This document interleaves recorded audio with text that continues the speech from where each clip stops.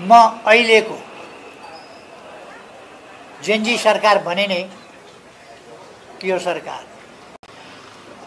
जो संवैधानिक बाटोबाट जनताको अभिमतबाट बनेको होइन, यो तोडफोड आगजनीको माध्यमबाट बनेको।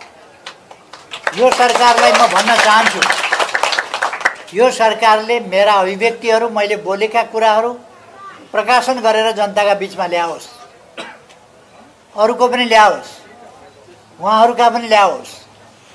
मैले भनेका सम्पूर्ण कुराहरू यो सरकारले हिम्मतका साथ जनताका बीचमा पुर्याओस्, प्रकाशित गरोस् कुराहरू।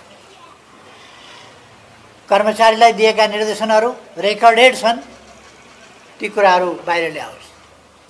प्रहरीलाई दिएका निर्देशन रेकर्डेड छन्, ती बाहिर ल्याओस्। अथवा अरू क्षेत्रमा गरिएका कुराहरू रेकर्डेड छन्, बाहिर ल्याओस्। हामीले गरेका कामहरू रेकर्डेड छन्, बाहिर ल्याओस्।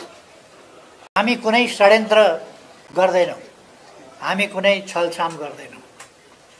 छलछाम र षड्यन्त्र होइन, हामी पारदर्शी ढङ्गले अगाडि बढ्छौँ।